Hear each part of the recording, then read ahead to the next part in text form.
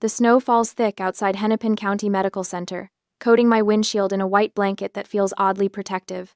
I sit motionless in the driver's seat, too exhausted to start the engine after my double shift.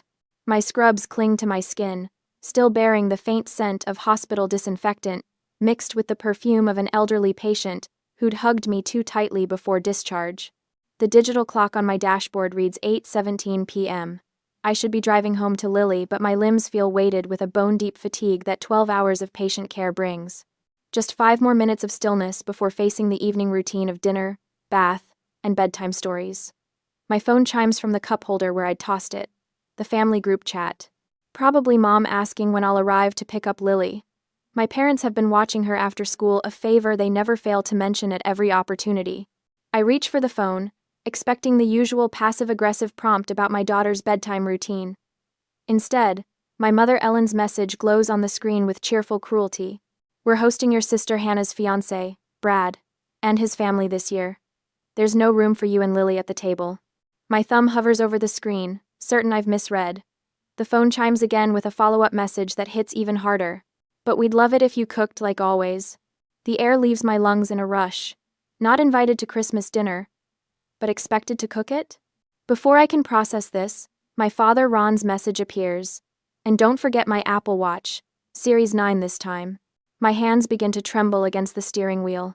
The heat from my breath fogs the windshield glass, creating a cocoon-like isolation that suddenly feels suffocating rather than protective. I grip the wheel tighter to steady myself, knuckles whitening as my breath comes faster, creating small, desperate clouds in the cold car. 3 years ago, I sat in a different car, signing divorce papers while my then-toddler Lily napped in her car seat. I remember thinking that moving back to Minneapolis would give us stability, family support, familiar surroundings, a chance to rebuild. That day, I packed our life into boxes and drove us back to my hometown, renting a small apartment just 10 minutes from my parents' house. They'll help with Lily, I'd told myself. We won't be alone. And they had helped with strings attached to every minute of childcare. Every school pickup became a favor I could never repay. Every afternoon spent watching Lily became a debt I owed them. I closed my eyes, remembering Mom's face when the developmental pediatrician confirmed Lily's autism diagnosis. That slight pursing of her lips, the flicker of disappointment before her features rearranged into practiced sympathy. Well, she'd said afterward in the parking lot, we'll just have to make sure she learns to behave properly. No one needs to know. The realization solidifies in my chest like ice forming on a lake. Ellen cares more about appearances than love. Brad's wealthy Connecticut family offers the perfect status symbol, the kind of connection she can brag about at her charity luncheons.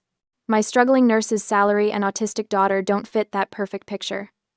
For 12 years, I've been the invisible backbone of every family gathering. I organized Hannah's law school graduation party, spending $900 of my nurse's salary on catering, while Ellen took credit for the elegant spread. I took unpaid leave to drive Dad to his back surgery appointments, sitting for hours in waiting rooms while catching up on medical journals. I've catered Mom's charity events, helping her impress board members with homemade appetizers that she introduced as our family recipes. As Mom's wrist arthritis worsened, cooking became my permanent responsibility. Somehow, I transformed from daughter to household staff, without anyone acknowledging the shift. The snow falls harder now, muffling the outside world. I watch it pile up, creating a barrier between me and the life waiting beyond my windshield. Last week flashes in my memory. Lily, excited about a documentary on historical trains she'd watched in school, chattering happily at Sunday dinner. The steam locomotives from the 1800s used coal to heat water that made steam that pushed. "Sweetheart," Mom had interrupted, her voice honey-coated but sharp underneath. "Not everyone wants to hear about locomotives right now." Lily's face had crumpled in confusion, her eyes darting to mine for explanation. That look bewildered, hurt in her bright eyes haunts me still. I sit straighter in my seat as the snow thickens outside, the truth crystallizing with sudden, painful clarity. My family is ashamed of my daughter. Something breaks inside me, a dam holding back years of accommodations and excuses. But as that structure crumbles, something else rises in its place, something unfamiliar and terrifying in its newness. Something that feels dangerously close to freedom. My fingers hover over the phone screen, muscle memory ready to call Ellen back, apologize for the delay, agree to cook the perfect Christmas dinner, while Lily and I eat leftovers at home later. Years of appeasing, peacekeeping, and absorbing slights rise up like a well-rehearsed script. But Lily's voice echoes in my mind. Why does Grandma get mad when I talk about trains? I turn off the phone instead of calling back. The screen goes black, reflecting my face in the darkness, eyes clear, jaw set. I start the engine and carefully back out of the parking space, driving slowly through the snow toward home, toward Lily. For the first time in years, my mind feels oddly quiet, stripped of the constant worry about pleasing my family. Instead, a new clarity forms, a clarity that feels dangerous and necessary all at once. That night, Lily's gentle snores filter through the thin apartment walls as I spread my phone, laptop, and a stack of receipts across the kitchen table. The blue glow of the screen casts shadows across my face as I open my text messages, scrolling back through months, then years. You know we can't do this without you, sweetheart. My mother's text from Easter stares back at me. I'd stayed up until 2 a.m. preparing a ham dinner for 12, then driven 40 minutes to deliver it to their house before my hospital shift. I continue scrolling, an archaeologist excavating the ruins of my own life. Don't make Mom stress again. Hannah's message from last Thanksgiving surfaces. I'd questioned whether I needed to make all 7 side dishes Ellen had requested. I ended up making 9, borrowing $200 from my emergency fund to cover ingredients. I open my banking app, the numbers swimming before my exhausted eyes. Electronic transfers to my parents' accounts, $175 for Dad's birthday golf clubs, $300 toward Hannah's engagement party venue, $86 for Mom's medication that insurance wouldn't fully cover. In my photo gallery, I find images from the Street Paul Children's Hospital fundraiser last spring. Ellen stands center stage in a powder blue dress, accepting applause for the exquisite catering, food I'd prepared over 3 sleepless nights, food she never once mentioned I had made. My hands tighten around my phone, a dull ache spreading across my knuckles.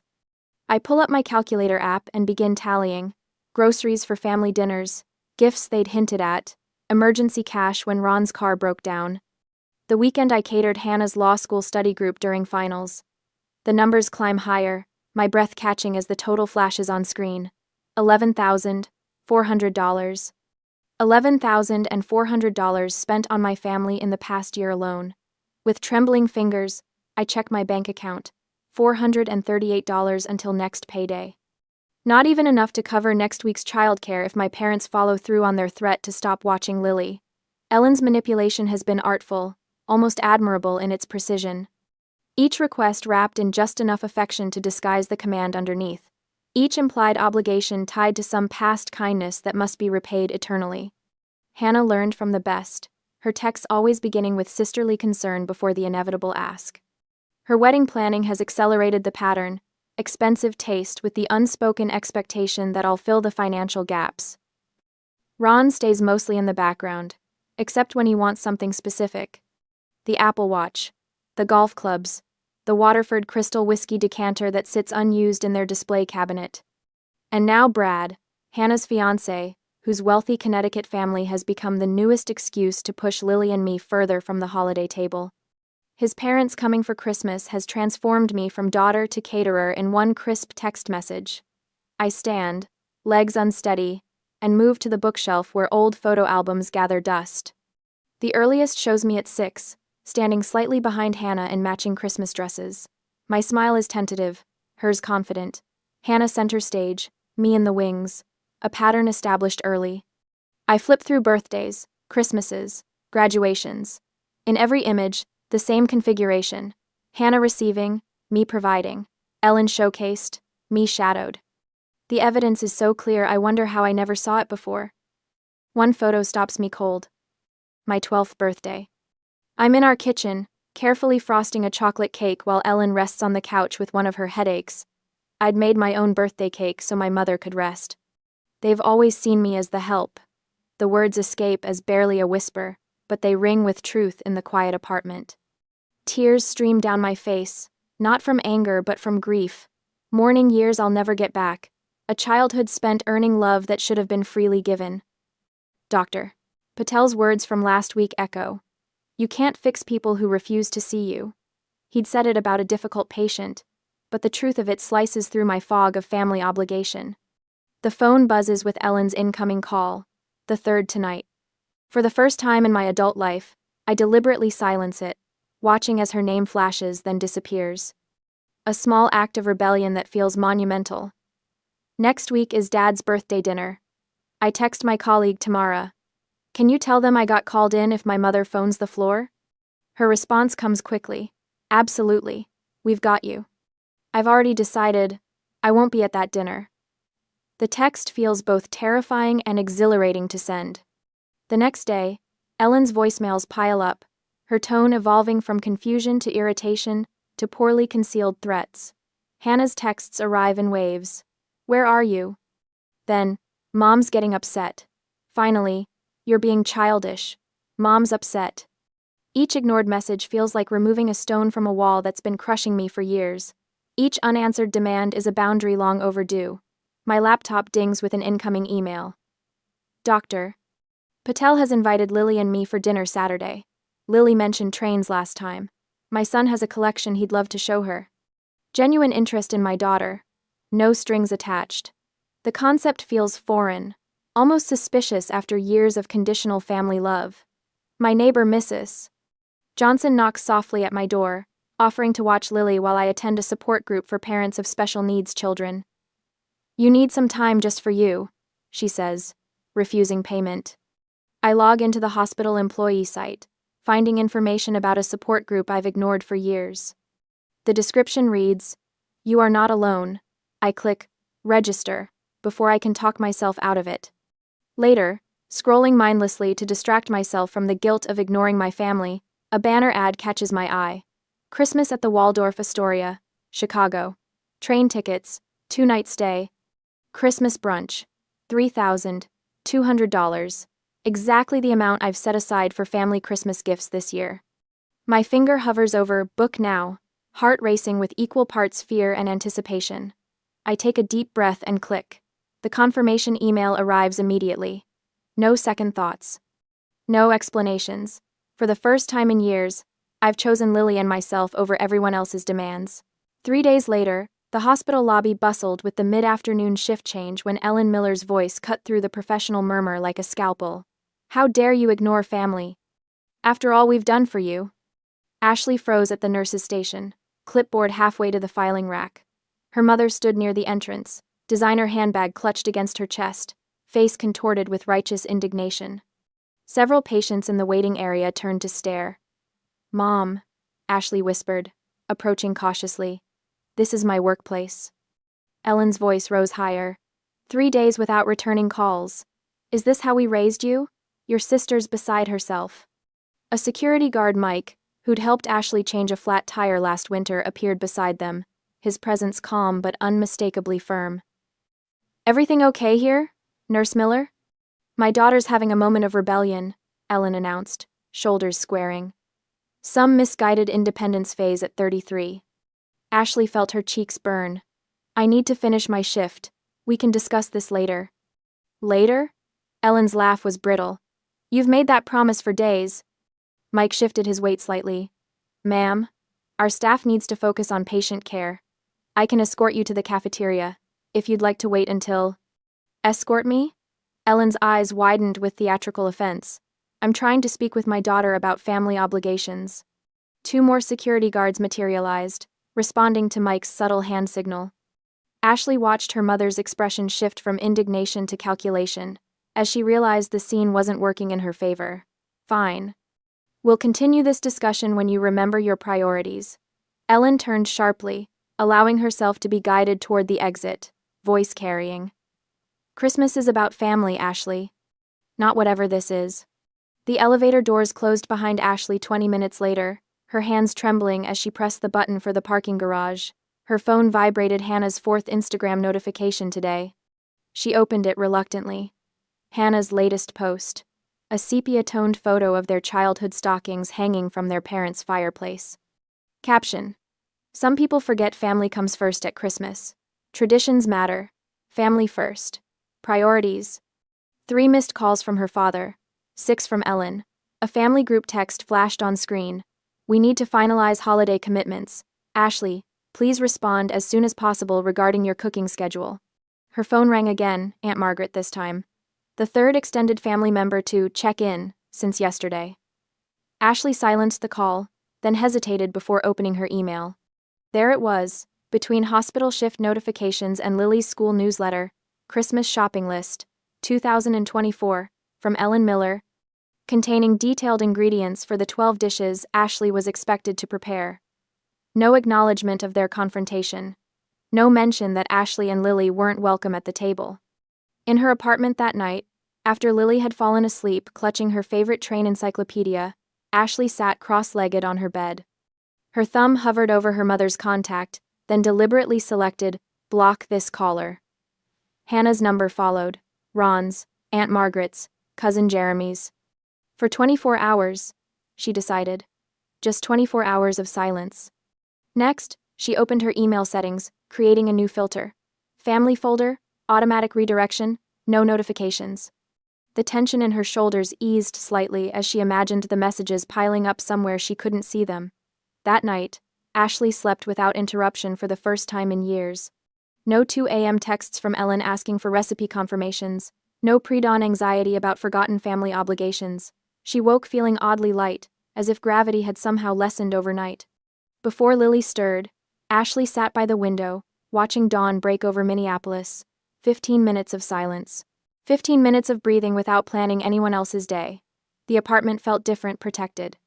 Later, while Lily arranged her cereal into perfect concentric circles, Ashley opened a blank document on her laptop. Family patterns, she typed. The evidence flowed easily. Holidays spent cooking while others ate, vacation days sacrificed for Ellen's charity events, loan money never repaid, Hannah's emergencies always trumping Lily's needs. Seeing it in black and white felt simultaneously heartbreaking and validating. This wasn't normal family give and take. This wasn't love. This was exploitation with a smile. Her phone call to the therapist's office felt like crossing a border into unknown territory. First available appointment, please, she told the receptionist. Regarding family boundaries. That evening, Ashley stood before her bathroom mirror. No, she practiced, watching her reflection. I won't be cooking Christmas dinner this year. Her voice wavered, then steadied with repetition. Lily and I have other plans. Lily's school holiday concert arrived with perfect December precision 2 weeks before Christmas, just as Ellen had calculated. Ashley spotted her mother and sister immediately upon entering the elementary school auditorium. They'd positioned themselves near the only exit door, a tactical choice that made Ashley's stomach clench. There you are? Ellen hissed as Ashley approached, Lily's hand firmly in hers. Your father's parking the car. We need to talk. After the concert, Ashley replied, guiding Lily toward the rows reserved for performers. Hannah stepped into their path. You're being ridiculous. Mom hasn't slept in days. My class is singing Jingle Bells, Lily announced proudly, oblivious to the tension.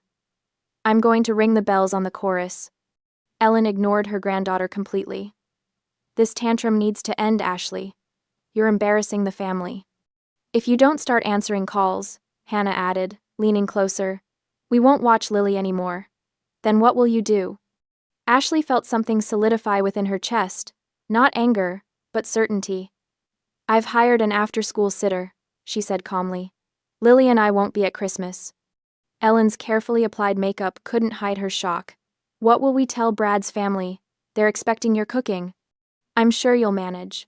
Ashley guided Lily around them toward the stage door, not looking back at her mother's sputtering response. Dr. Patel and his wife Eliza arrived at Ashley's apartment 3 days later bearing homemade curry and freshly baked naan. A pre-Christmas dinner, Eliza explained, smiling warmly at Lily. Sandeep mentioned you might need some friendly faces this week. They ate at Ashley's small kitchen table, Lily excitedly explaining the differences between Japanese and American bullet trains, while Dr. Patel listened with genuine interest. No one hushed her. No one exchanged meaningful glances when she spoke too long about one topic. The next day, a basket appeared at the nurse's station, train-themed books, wooden track pieces, and a miniature conductor's hat for Lily.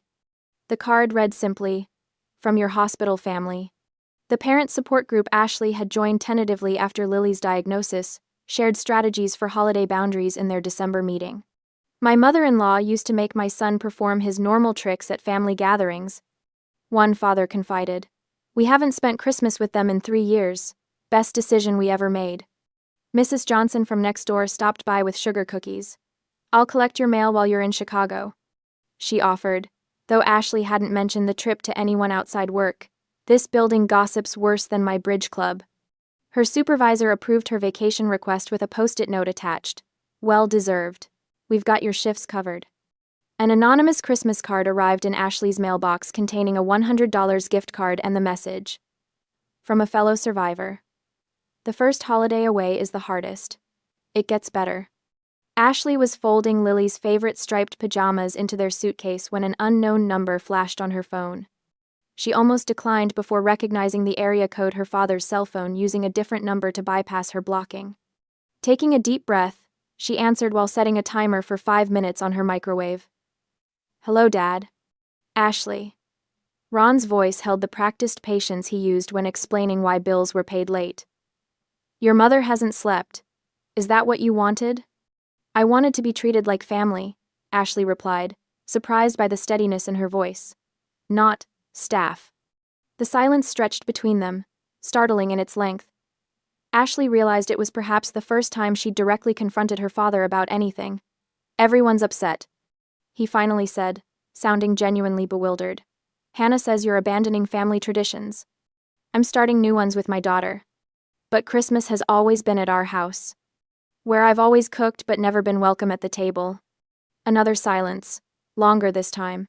When the microwave timer beeped, Ashley felt an odd sense of power. I need to go now, Dad. Merry Christmas. She ended the call before he could respond. The next day, Ashley and Lily stood beneath the glittering holiday displays at the downtown department store. Christmas music swelled through hidden speakers as Lily gasped at a sparkly silver dress displayed on a child-sized mannequin. It's perfect for the fancy hotel, Mom.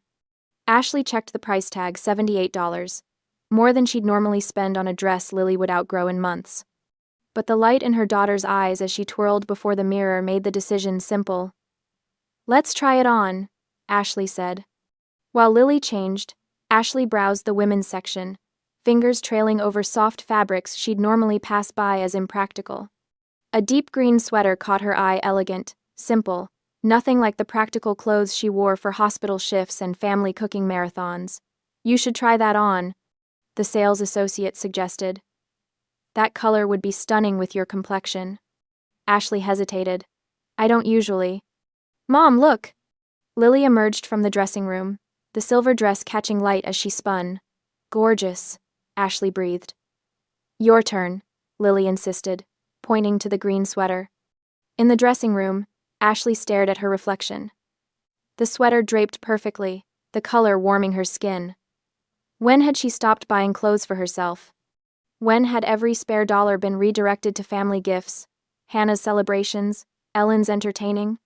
You look radiant, the sales associate commented when Ashley emerged. She's smiling like in the old pictures, Lily observed, touching the soft fabric of Ashley's sleeve. Ashley pulled out her phone, positioning Lily beside her in the mirror. Our first Christmas trip selfie, she explained, snapping the photo. Later that evening, she posted it to her private Instagram account with the caption, Starting New Traditions. While Lily slept, Ashley created a new digital folder on her laptop, Family History. Into it went screenshots of years of manipulative texts, spreadsheets of financial records showing the one-way flow of giving, a timeline of canceled plans to accommodate family demands, journal entries, documenting emotional abuse patterns. She added photos from family gatherings, Ellen physically turning away when Lily tried to show her a drawing, Hannah accepting credit for a dessert Ashley had stayed up until 2 a.m. to perfect. She created a list titled Ellen's Credit Taking, documenting every accomplishment her mother had claimed as her own influence. Ashley's nursing degree, Hannah's law school acceptance, even Lily's early reading skills. Despite Ellen's minimal interaction with her granddaughter, the folder grew steadily, backed up to a secure cloud account. Not for sharing, just for remembering, when doubt inevitably crept back in. On December 23rd, their bags waited by the door for tomorrow's morning train. Ashley checked their tickets and hotel confirmation one last time before closing her laptop. An email notification chimed. From Hannah. Subject line, "You'll regret this." Ashley's finger hovered over the delete button. Then, remembering her documentation folder, she clicked instead. Hannah's message was brief. "If you leave town for Christmas, don't expect to be welcome in this family again." Ashley stared at the screen, feeling a strange calm settle over her. "That sounds like freedom," she whispered to the empty room. The December morning air bites at our cheeks as Lily and I step onto the Amtrak platform. The sky stretches clear and bright above us, a perfect blue canvas that feels like permission. Lily clutches her favorite pajamas to her chest, the ones with trains that she insists on bringing despite the fact that we'll have fresh hotel linens waiting. "Mom, I packed my sketchbook and my special headphones," she says, patting her purple backpack. The noise-canceling headphones were a splurge after her diagnosis, one of the few things I bought without questioning whether we could afford it. I check our tickets one more time, a nervous habit. Minneapolis to Chicago. 2 passengers. A one-way journey to something that feels dangerously close to hope. The train gleams against the platform, its windows reflecting the winter sun. The sight steadies my racing pulse. We're really doing this. We're really leaving. All aboard. The conductor's call breaks through my thoughts. Lily tugs at my hand, eyes wide with excitement. "Mom, it's time." We find our seats quickly, settling into the plush upholstery as the train lurches forward. The conductor stops by our row, his weathered face creasing into a smile as he hands Lily a paper bell ornament. "Merry Christmas, young lady," he says with a wink. Lily accepts it with reverent hands, tracing the outline with her finger. "Thank you," she whispers, the words coming easily in her delight. Her happiness is infectious, loosening the knot that's been sitting in my chest for weeks. She leans close, her breath warm against my ear. "Mom, I think this train is taking us to our real Christmas." Something catches in my throat as I nod. Out the window, Minneapolis begins to slide away. The hospital, where I've worked double shifts, the apartment where we've lived small, careful lives, and somewhere beyond the skyline, the house where I stopped being a daughter and became the help. With each mile, I feel the weight lifting. I deliberately leave my phone in my purse, silencing the shrill demands of guilt. For once, there is only forward motion. Lily opens her sketchbook, the fresh page bright under the cabin lights. She begins to draw snowflakes, each one unique and intricate.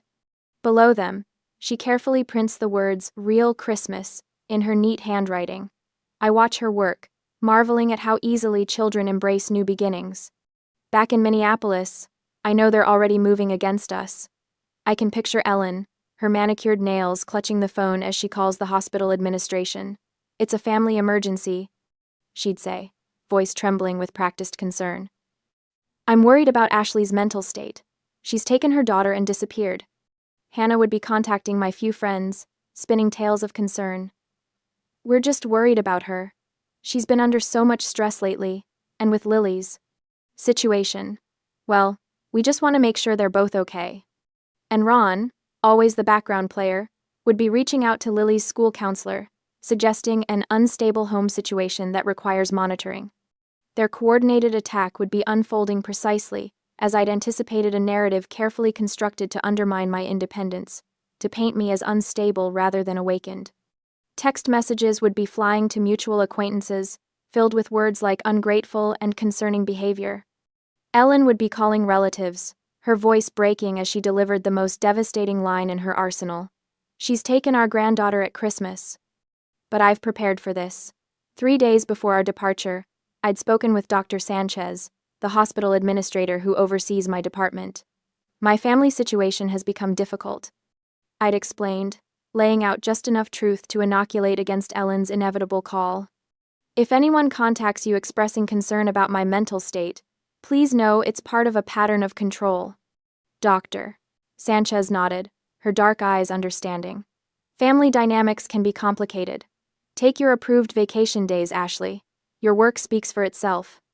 I'd sent a detailed email to Mrs. Peterson, Lily's school counselor, documenting our boundary-setting journey and the family's reaction. "I'm concerned they may attempt to undermine my parental authority by suggesting instability," I'd written. "We are simply taking a Christmas vacation to Chicago.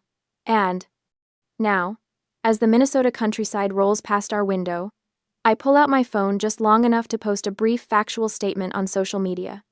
Lily and I are enjoying a special Christmas trip this year. I attach a photo of Lily smiling with the Chicago skyline visible from our train window. Happiness is the best defense. I switch my phone to Do Not Disturb, allowing calls only from work and the handful of people who've shown themselves to be true friends. Then I tuck it away, returning fully to this moment of quiet triumph. The train rocks gently as we speed toward Chicago. Lily has fallen asleep, her head resting against my shoulder. Her fingers still clutch the paper bell ornament, unwilling to let go of this small kindness even in sleep. Hours later, we step into the gleaming lobby of the Waldorf Astoria, Chicago. Gold lights shimmer across marble surfaces, creating an atmosphere of magic that makes Lily gasp. The Christmas tree soars toward the ceiling, adorned with ornaments that catch and reflect the light. "Welcome to the Waldorf Astoria," the receptionist says, her smile genuine as she hands me our room keys. "Will you be dining with us for our Christmas Eve dinner tomorrow?" "Yes," I answer, the words still feeling foreign and luxurious on my tongue. "We have reservations." Lily spots something across the lobby and flaps her hands in excitement, a physical expression of joy she can't contain. I brace myself for the familiar looks, the raised eyebrows, the subtle shifting away that I've learned to anticipate in public spaces, but they don't come. The staff continue their work, a bellhop smiles in Lily's direction, and no one stares or judges. They simply accept her enthusiasm as natural, as something requiring no correction or apology. A realization washes over me with such force that I have to steady myself against the marble counter. This is how it should always be. Lily looks up at me, her eyes bright with the same understanding. "They don't mind me being me," she whispers. I nod, unable to speak past the lump in my throat. "We deserve this treatment always. We are not the problem. We never were." That evening, after Lily has fallen asleep in our king-sized bed, I sit by the window overlooking the twinkling city and write in my journal, "We are not the problem. We never were." The words look different written down, more permanent, more true. My phone buzzes with a notification that bypasses the Do Not Disturb setting. It's a text from Dr. Patel. "Ellen called the hospital. I told her you're exactly where you should be." I smile, picturing Ellen's frustration at finding her usual tactics failing. By now, she's likely escalated to calling the Chicago police for a wellness check, desperate to regain control. Let them come. When they arrive, they'll find a happy, well-cared-for child and a mother who has finally found her voice. They'll see what Ellen has refused to see, that love doesn't demand servitude, that family isn't measured in meals cooked but in respect given.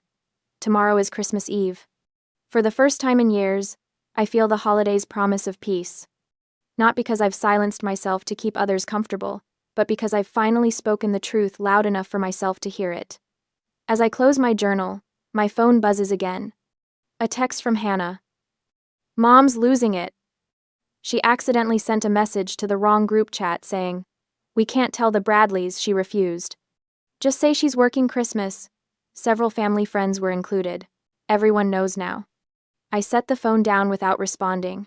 The truth is emerging without my effort. The carefully constructed family image is crumbling under the weight of its own deception. Outside our window, snow begins to fall, gentle flakes descending on a city that has unexpectedly become our sanctuary.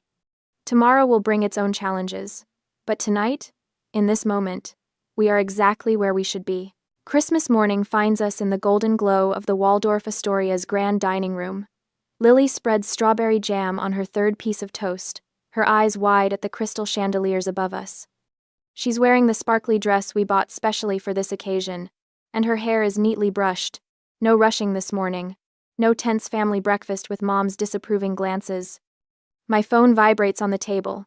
Ellen's name flashes on the screen, the third call in 20 minutes. I silence it and turn it face down, refusing to let her intrude on our peace. But a voicemail notification appears seconds later, and something tells me I should listen. "Ashley." My mother's voice sounds strained, theatrical. "I'm in the hospital." My heart. "The doctors aren't sure what's happening. Please come home. Lily needs her grandmother. I need my daughter." I stare at the phone, that familiar twist of panic and guilt rising in my chest. but something feels wrong. 3 years of nursing at Hennepin County Medical Center has taught me the rhythm of real emergencies. More pancakes, Mom? Lily asks, oblivious to the manipulation attempting to breach our sanctuary. In a minute, sweetheart. I step away from our table and call Sandra, my friend in hospital administration back in Minneapolis. Ellen Miller? No, we don't have any admission under that name today, Sandra confirms after checking. Nothing at Abbott or Methodist either. Are you okay, Ash? The relief that floods me is immediately followed by a cold anger. While I'm watching Lily delight on Christmas morning, my mother is fabricating medical emergencies to regain control. Back at the table, my phone lights up with a text from Hannah. Just call Mom. She's falling apart. You've made your point. Then Ron. Haven't you punished us enough? It's Christmas, for God's sake. Cousin Jill. Ellen is devastated. What kind of daughter abandons her family at Christmas? Uncle Pete. Your mother raised you better than this. The coordinated guilt offensive would have worked perfectly a week ago. I would have been packing our bags, apologizing for ruining Christmas, promising to make it up to them. I forward the screenshots to Dr. Brennan, my therapist. Her response comes quickly. Textbook manipulation. Stay strong.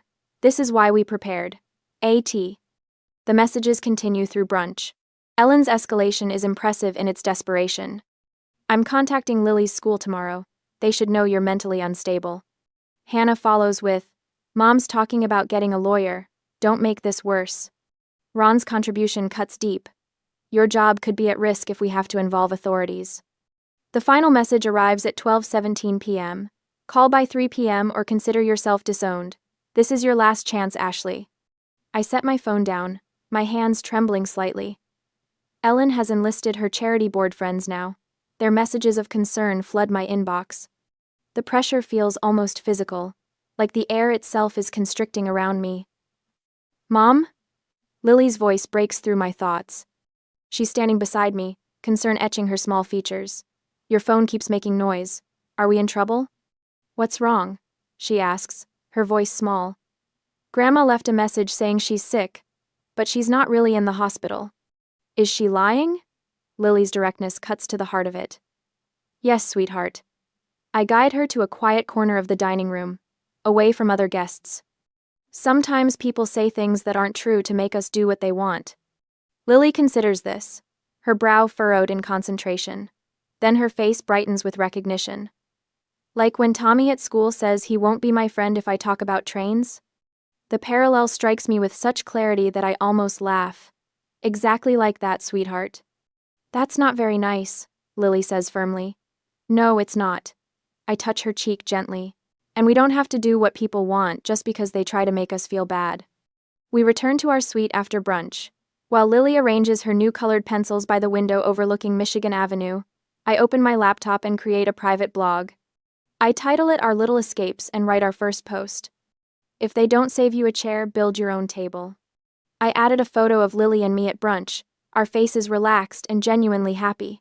Possibly the first authentic Christmas photo we've had in years. The clock on my phone shows 2:37 p.m. Ellen's ultimatum looms, but I feel strangely calm. I silence my phone and join Lily at the window, watching holiday shoppers bustling on the street below. 3 o'clock comes and goes without acknowledgement. A weight lifts from my shoulders as I realize I've been holding my breath for years. What my family doesn't know is how methodically I've prepared for this moment. Hospital administration has been briefed on potential interference from Ellen. Lily's school counselor has documentation about our healthy boundary setting. Dr. Brennan's records establish my mental stability. Our finances, though tight, are independent and secure. The evidence folder sits untouched in my cloud storage.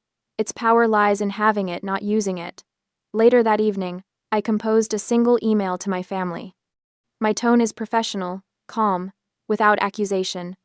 I am open to a relationship under these conditions: respect for Lily, no demands for unpaid labor, and acknowledgement of past behavior. Professional family therapy would be required before any meaningful reconciliation. I attach selected screenshots of manipulative texts spanning years, and a simple spreadsheet showing the one-way financial relationship, $11,400 given to family in the past year alone. The facts speak for themselves. I end with, I am not angry. I am awake. The following day, I learned from Hannah's fiancé Brad that his father, a child psychologist, facilitated a difficult conversation with my family. He provided a professional perspective on Ellen's behavior patterns.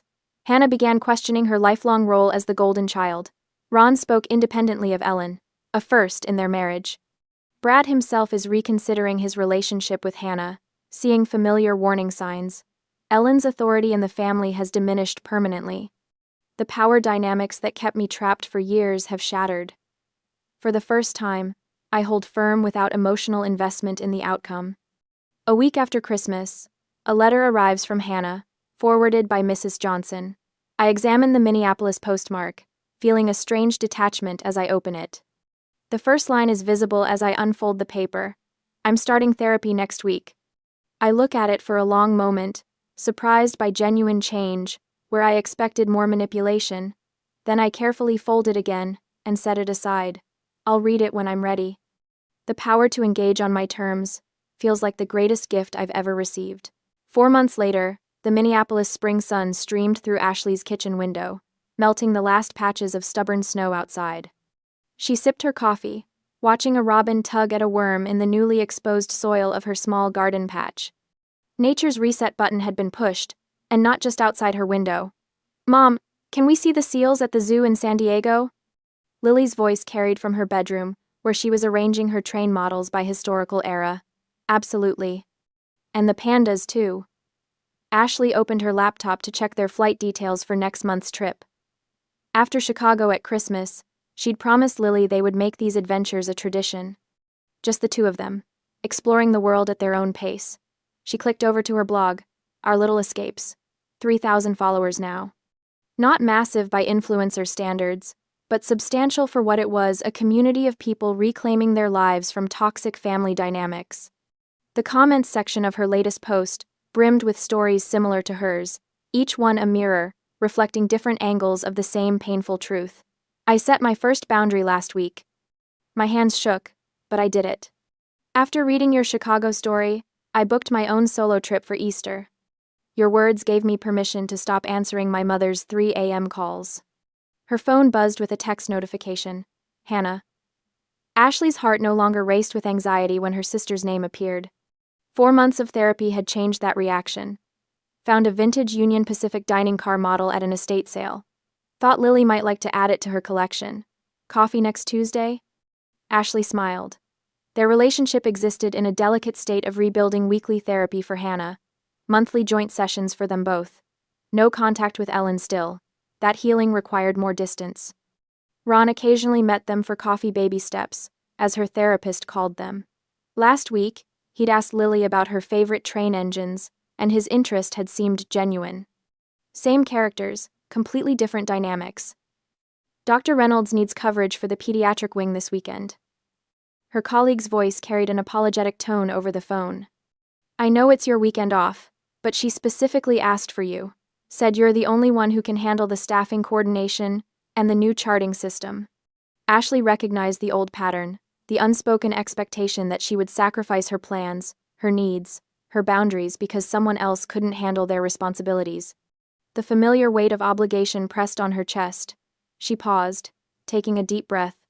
I can cover Saturday morning until 2, but I promised Lily we'd visit the Science Museum exhibit that closes Sunday. I'll need someone else to take the evening and Sunday shifts. But Dr. Reynolds specifically, I understand, and I'm happy to help within those parameters. The staff scheduling template I created should make it easier for whoever covers the rest.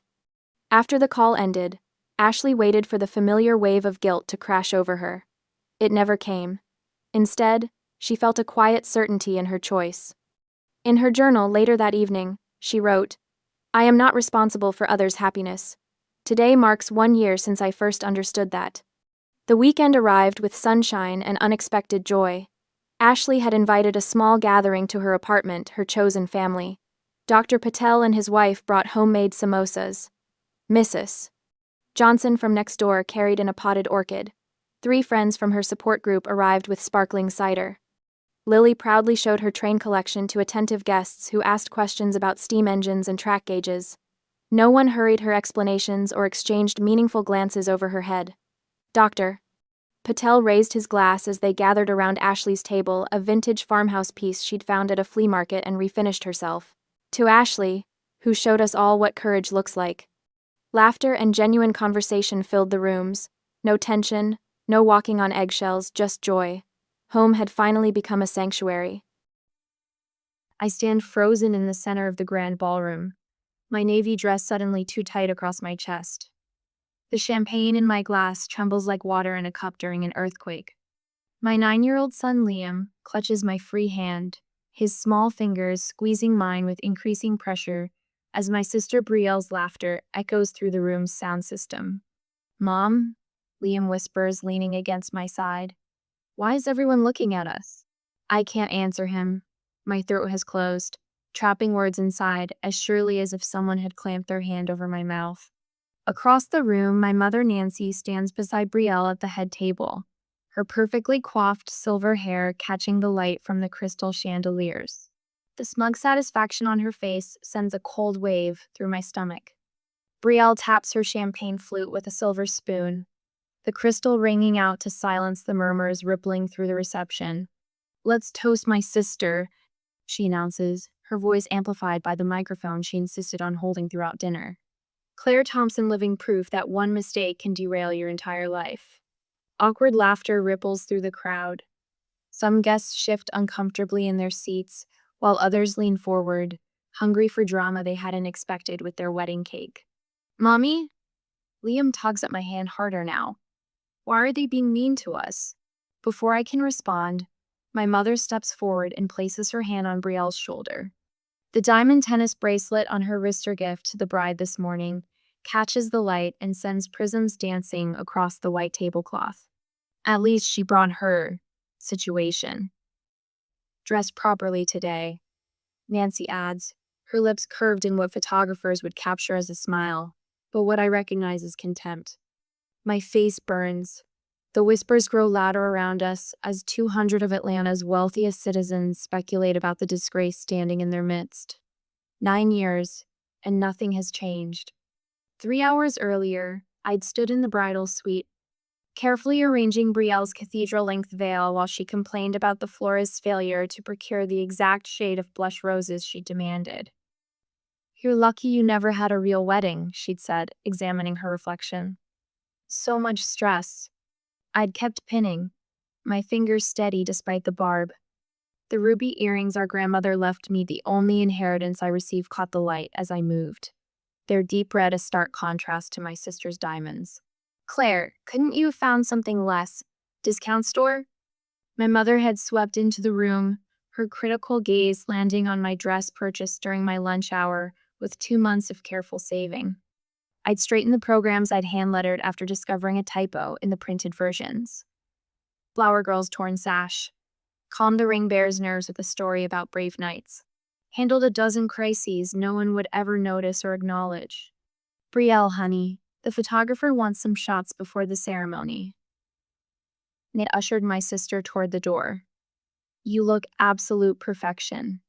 "I know," Brielle had replied, then turned to me with a dismissive glance. "Make sure those programs are arranged properly this time." Now, standing amid the wreckage of my dignity, I reach for my purse on the table beside me. Time to leave. Time to protect my son from the family that views him as nothing more than evidence of my failures. "Don't you dare make a scene," my mother hisses, suddenly beside me though I hadn't seen her approach. Her fingers dig into my forearm, manicured nails leaving half-moon indentations in my skin. From the microphone, Brielle continues, her words slurring slightly from too much champagne. "I mean, we all make choices in life, right? Some of us choose successful husbands and beautiful homes. Others choose." Her gaze lands directly on Liam, who shrinks against my side. The wedding photographer moves through the crowd, his camera capturing everything: the gleeful bride, the uncomfortable guests, the single mother and her fatherless son preparing for escape. Tomorrow, these photos will be evidence of a different sort, proof of what my family really thinks of us. My spine straightens. Not this time. I place my glass on the nearest table and guide Liam toward the exit. We'll slip away quietly. No scenes, No tears, just dignity where none has been offered. Claire, Ansie's voice carries despite her attempt at a whisper. Heads turn. The sound of a chair scraping against marble stops me mid-step. Daniel Mercer, my new brother-in-law, rises slowly from his seat at the head table. The room falls silent as every eye shifts from my retreat to his unexpected movement. He reaches for the microphone, his fingers gently removing it from Brielle's hand. His expression remains calm, but something in his eyes of quiet determination makes even my mother take a step back. I think that's quite enough, he says, his voice filling the silent room. I stare at him, recognition flickering at the edges of my memory. Something about the way he stands, shoulders squared against disapproval.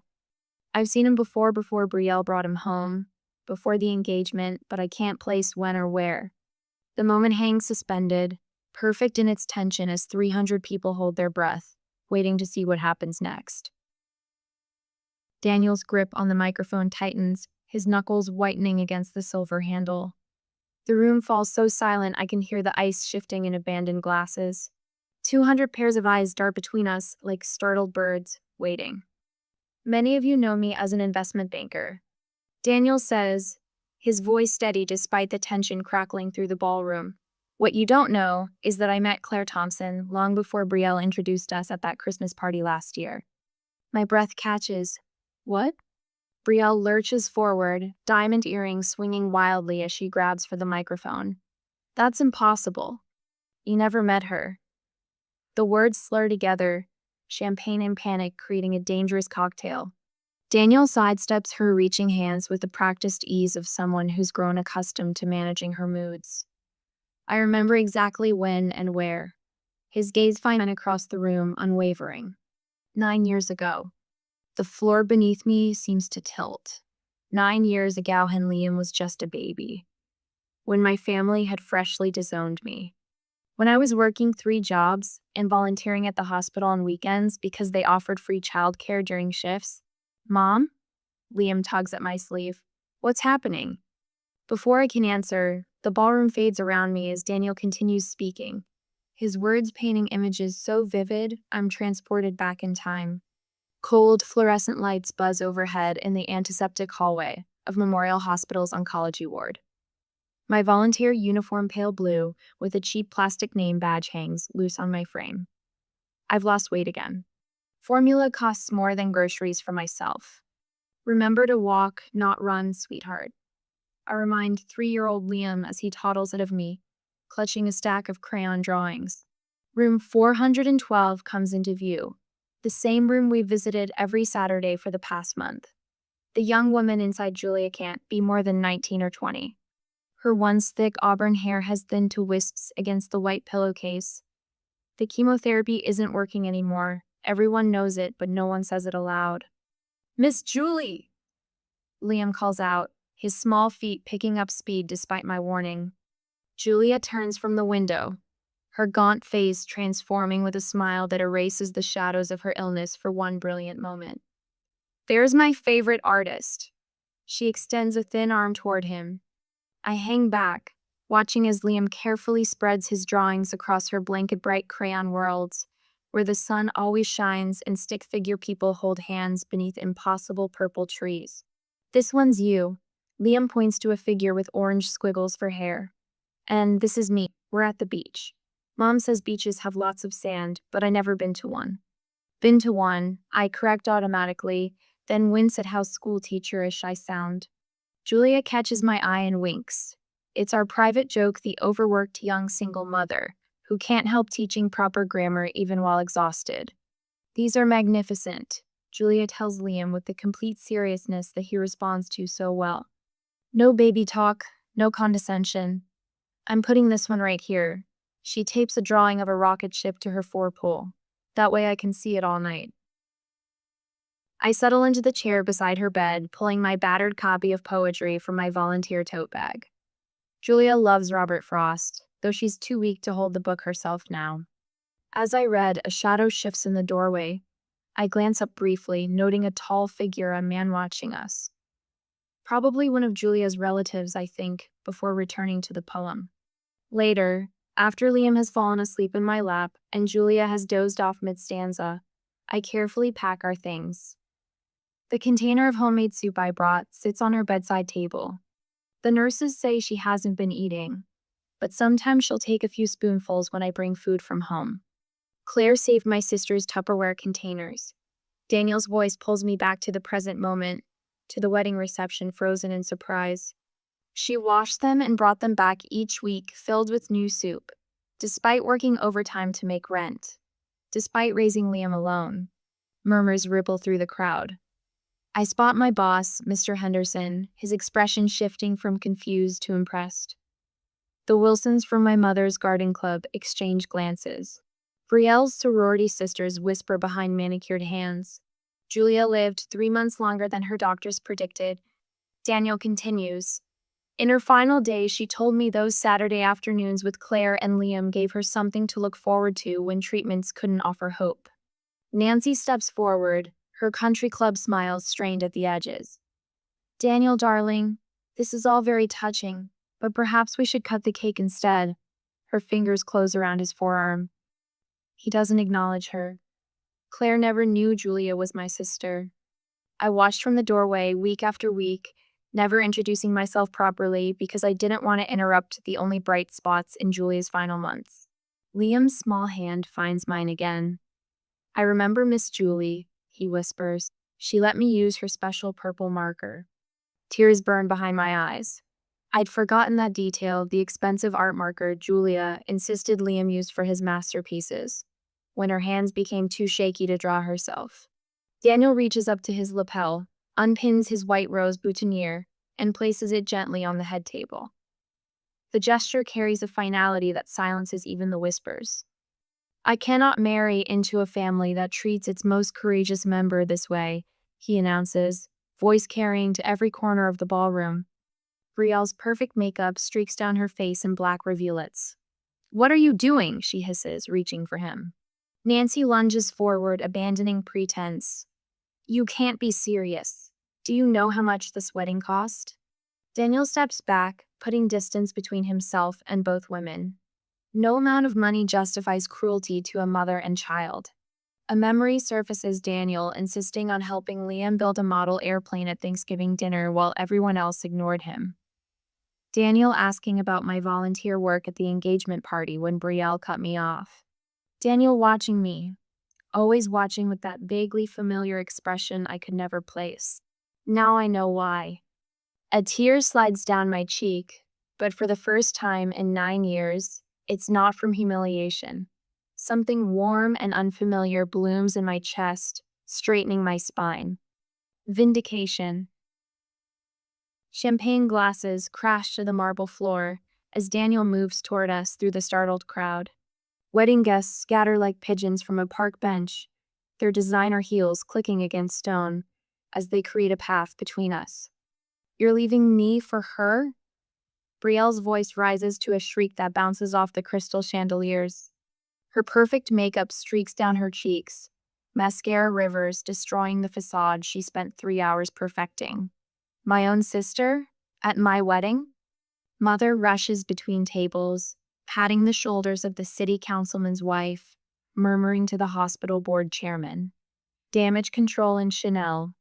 I've seen this performance before at my high school graduation when I announced my state college scholarship instead of attending her alma mater. At Christmas dinner when I refused to pretend Liam was my nephew for the society photographer. Claire. I turned to find Mr. Harrington, my boss of 7 years, standing beside me. The same man who avoided eye contact at company functions when Mother cornered him to discuss my temporary position until I sorted out my situation. You never mentioned your volunteer work at Memorial. Something shifts in his expression, respect replacing tolerance. My wife was on that cancer floor 4 years ago. She still talks about the young mother and little boy who brought homemade soup every Tuesday. Before I can respond, Liam tugs at Daniel's sleeve. My son, who hides behind my legs when strangers approach, looks up at Daniel with clear eyes. Did my drawings really help your sister? His small voice carries in the sudden pocket of quiet surrounding us. Daniel kneels, eye level with my boy. His tucks at a worth more than 3 months of my rent crumples against the floor without a second thought. Your kindness gave her joy when nothing else could. Daniel's voice drops to a register meant only for Liam, but I catch every word. Those rocket ships you drew? She kept them taped to her ceiling so she could see them from her bed. My throat tightens.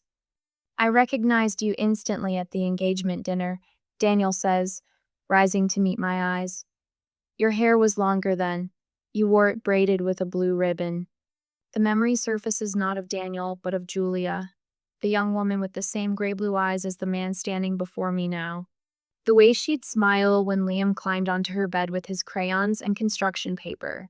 How she'd asked about my classes, my dreams, when everyone else saw only my mistakes. I spent months watching how they treated you. Daniel continues, his voice steady. I kept hoping I was wrong, that perhaps they were different in private than they appeared in public. He glances toward Brielle, still wailing into my mother's shoulder. I should have said something sooner. I'm sorry. A strange calm settles over me, like the quiet after a thunderstorm. For 9 years, I've swallowed my words choked on theme in the name of family peace. The weight of those unspoken truths suddenly feels too heavy to carry another step. I turn toward my mother. 9 years. My voice doesn't shake. 9 years raising Liam while working full-time. 3 promotions. Nights spent studying for my CPA certification after he was asleep. Mornings at the hospital with patients everyone else had given up on. Nancy's eyes narrow into familiar slits of disapproval. Not once did you offer to babysit. Not once did you mention my name when your friends needed accounting help. You donated $10,000 to Brielle's honeymoon fund, but complained about contributing to Liam's school supplies. The whispers around us grow louder. Her carefully cultivated image cracks like thin ice beneath spring sun. Your shame was always misplaced. The words taste like freedom on my tongue. A movement near the entrance catches my eye. Mrs. Rivera, my 72-year-old neighbor who watches Liam after school, stands clutching her car keys. Behind her, Dr. Wilson from the oncology department offers a quiet nod. My boss steps forward. Claire's been our most requested accountant for the past 2 years, he announces, loud enough for the nearest tables to hear. The promotion we discussed last month comes with her own office, starting Monday. A distinguished couple approaches Daniel's parents, I realize with a jolt. Rather than the condemnation I expect, his mother takes my free hand. Julia told us about you, she says simply. We've been waiting to meet you properly. From across the room, Miss Peyton Liam's 3rd grade teacher raises her glass in a silent toast. I'd forgotten she'd be here. She's Daniel's second cousin. Daniel's voice breaks through my shock. Let me drive you and Liam home. Mom! Brielle lunges forward, diamond bracelet catching the light. Are you going to let this happen? She's ruining my day, again! Nancy's face hardens as she grabs my arm, nails digging into skin. This is all your fault, Claire. Always making trouble. The words should hurt. They've hurt for years. But something fundamental has shifted, like continental plates moving beneath my feet. 9 years of trying to earn scraps of approval. 9 years of protecting Liam from their disappointment, while hoping they might someday see his worth see mine. Nothing will ever change. Liam, honey, I kneel beside my son. Would you like to leave now? He nods, relief flooding his face. Can Mr. Daniel come too? Daniel offers his hand to my boy first, then extends his other to me. We walk toward the exit together, my navy dress no longer feeling too tight, my spine straightening with each step. Mrs. Rivera meets us at the door, pressing her car keys into Daniel's palm. I brought my Lincoln, more comfortable for the boy, she whispers, then adds, I always knew you deserved better, dear. Outside, the setting sun paints the sky in shades of amber and gold.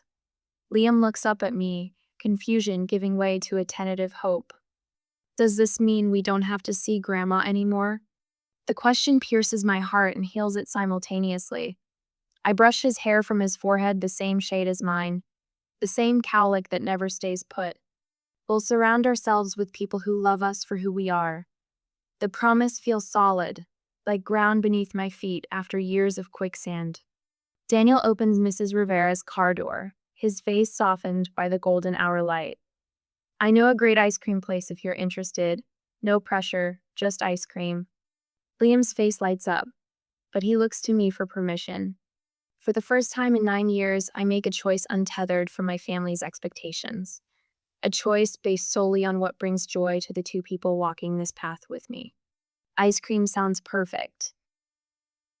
A shaft of morning sunlight cuts across my modest apartment, illuminating dust motes dancing above unopened moving boxes. 2 months since the wedding, and I still haven't found the energy to fully unpack. Some wounds heal slower than others.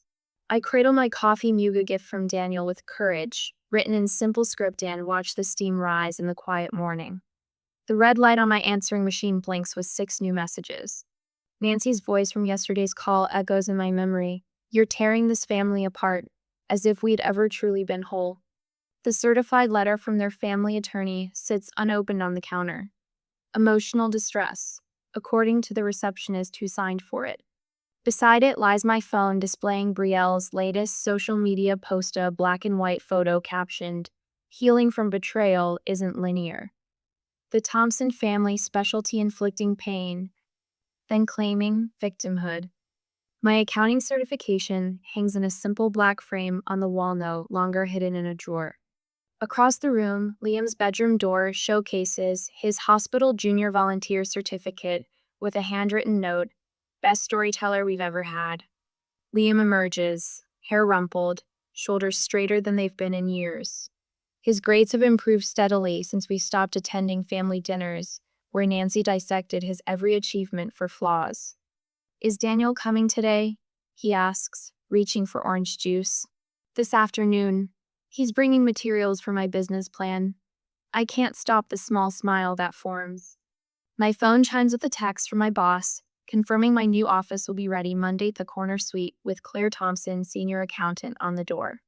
3 major clients requested me specifically for their quarterly reviews, and next week I'm presenting at the Regional Accounting Conference on work-life balance strategies. "Mom?" Liam says, studying a permission slip from school. "Mrs. Wilson says I'm doing great in therapy. She says He squints at the note, processing family dynamics in healthy ways. Last session, he finally spoke about Grandma's rejection. "She didn't see how special you are, Mom," he'd said with 9-year-old wisdom that left the therapist blinking back tears. His homework assignment sits on the refrigerator, my hero, with my picture carefully drawn below. The doorbell rings promptly at 2. Daniel arrives carrying blueprint tubes and fabric samples. "These are for your home office," he explains as Liam examines his basketball shoes. "I found an antique desk that matches your certification frame almost exactly." He unrolls the blueprints, revealing plans for the spare room in his house transformed into a professional office space with built-in shelving and natural lighting. "For Thompson Financial Solutions," he says, "the name of my dream hanging between us. Every CEO needs a proper desk." My seed money, carefully saved from each paycheck for 9 years, could make this possible sooner than I dared hope. "The business plan is nearly finished," Daniel continues. "Your experience managing client portfolios while juggling single motherhood is exactly the unique selling point small business owners will appreciate." His patience washes over me like a balm. No ultimatums, no timelines, just steady support without demands. He speaks of Julia sometimes, late at night when Liam is asleep, how his sister faced terminal illness with grace, how watching me mother Liam reminds him of her strength. These stories help me process my own wounds, showing me another way to view family beyond the toxic model I grew up with. The doorbell rings again, jarring in our peaceful afternoon. Through the peephole, I see Brielle, mascara smudged beneath red-rimmed eyes. "It's my sister," I say softly. Daniel immediately starts gathering his papers. "Would you like me to stay in the background?" I nod, grateful for his intuition. When I open the door, Brielle stumbles slightly, as if she's been leaning against it. The diamond earrings that were my grandmother's catch the light. "Claire," she says, voice cracking, "I'm sorry, but you have to understand what you've done to the family." Even her apologies begin with accusations.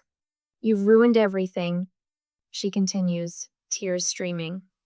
Mother's been dropped from the charity board, Daddy's business partners are asking questions, and I can't show my face at the club. I stand straight, shoulders back. I'm sorry you're hurting, Brielle, but I won't blame for consequences that came from your choices. But we're family, she whispers, reaching for Liam. Come give Auntie a hug. My son steps back, standing tall beside me. No thank you, he says politely, his voice small but firm. From the kitchen doorway, Daniel watches silently, ready to step forward but letting us handle this moment ourselves. For the first time in my life, I don't feel outnumbered by my family. I am finally on the stronger side. I straighten the framed accounting license on my office wall, Thompson Financial Solutions, the brass nameplate on my mahogany desk catching morning light. 6 months of freedom taste sweeter than I'd imagined. Through the half-open door, I glimpse Melissa at reception, fielding calls with the practiced efficiency I hired her for last month when client overflow demanded help. My fingers brush across Liam's latest therapy drawing displayed in a simple silver frame stick, figures holding hands. Himself, me, and Daniel beneath a rainbow. Next to it sits Daniel's photograph, his quiet smile reflecting the strength I've come to lean on. The emerald ring on my right hand, his grandmother catches the light when I reach for my coffee. Not an engagement yet, but a promise neither of us takes lightly. Miss Thompson? Melissa appears at my door. There's a Pastor Williams here to see you. Says he's from Calvary Heights. Her expression remains neutral, but her eyebrow rises slightly. He's with an older woman. My stomach tightens. Calvary Heights, my mother's church for 30 years. The teacup rattles against its saucer before I steady my hand. Send them in, please. Pastor Williams enters, first silver-haired dignity in a charcoal suit, Bible clutched unnecessarily against his chest like a shield. Behind him, my mother glides in, Chanel suit impeccable as always, though the collar sits looser around her neck than 6 months ago. Deep lines bracket her mouth that makeup can't quite disguise. Claire, she says, voice warm but eyes calculating. You look healthy. Mom, Pastor Williams, please sit down. I gesture to the visitor chairs, not leather like in Dad's office, but comfortable enough to suggest success. The door opens again. Liam slips in from his after-school homework spot in the break room, immediately positioning himself beside my chair. His shoulders square beneath his school uniform, chin lifted. At 9, he stands guard like a miniature soldier. Hello, Liam, my mother says, smile tight. My goodness, you've grown. Liam nods once, not stepping forward for the hug she doesn't offer. Pastor Williams clears his throat. Claire, your mother has been attending our family reconciliation ministry. He places his Bible on his lap, opening to a marked page. The good book teaches us that family bonds are sacred. Nancy has expressed deep desire for healing between you. I poured tea from the carafe on my desk, handing cups to each visitor. That's thoughtful of you to come all this way, Pastor. May I ask what prompted this visit now? My voice remains steady, professional, the voice I use with difficult clients. My mother leans forward, pearls swinging. Family should stick together, Claire. What happened at the wedding was unfortunate. But surely we can move forward now. Her gaze flickers to Liam, then away. The holidays are coming. It would look better if... Look better? I repeat, cup paused midway to my lips. Pastor Williams intervenes. What Nancy means is that Christian forgiveness benefits everyone, and... He hesitates, glancing sideways at my mother. And? I prompt. My mother shifts, crossing her ankles. The country club membership committee is reviewing our standing after that scene. Several longtime clients have requested their files. Her voice drops. They've come to you, haven't they? Ah, there it is. We need to present a united family front again, she continues, regaining composure. Your father's business reputation. I see. I set my cup down with a gentle click. This isn't about reconciliation, it's about appearance. Liam's hand rests on my shoulder, warm and solid. I open my desk drawer and withdraw a leather-bound journal, 9 years of entries, documenting every cutting remark, Every Christmas where Liam received less than his cousins, every family gathering where we were seated at the far end of the table. I kept a record. My finger traces the worn cover. Not out of bitterness, but because gaslighting was your specialty, Mom. Whenever I mentioned how you treated us, you claimed I was too sensitive or imagining things. Pastor Williams shifts uncomfortably. I'm willing to consider limited contact, I continue. But I have conditions. First, family therapy not with your pastor, but with a licensed therapist. Second, acknowledgement of specific incidents in this journal, not vague apologies. Third, respect for boundaries I set regarding Liam. My mother's face brightens. Of course, darling, whatever you need. The words come too quickly. Though therapy seems excessive, one simple forgiveness. Non-negotiable, I interrupt. Her lips thin. Fine. Though this office space is rather modest for someone with your clients, I could speak to your father about investing. No? You always did make things difficult. She sighs, glancing around. Daniel would likely propose properly if we reconciled. Men value family connections. A small laugh escapes me, surprising us both. Daniel loves me precisely because I finally love myself. He admires my boundaries, not my willingness to erase them. Pastor Williams coughs, clearly recognizing the conversation has veered far from his script. I stand, smoothing my skirt. Thank you for coming. I'll email the therapist's recommendations tomorrow. My mother rises, collecting her purse. You're being stubborn, Claire. I'm being clear. I correct, walking them to the elevator with professional courtesy. Love is earned through actions, not demanded through obligation. She steps into the elevator, turning for one final volley. You're breaking your father's heart. The doors begin to close. Dad hasn't called once, I say quietly. You're here alone. Her eyes widen as the doors slide shut. Liam's small hand slips into mine as we return to my office. Was that okay, Mom?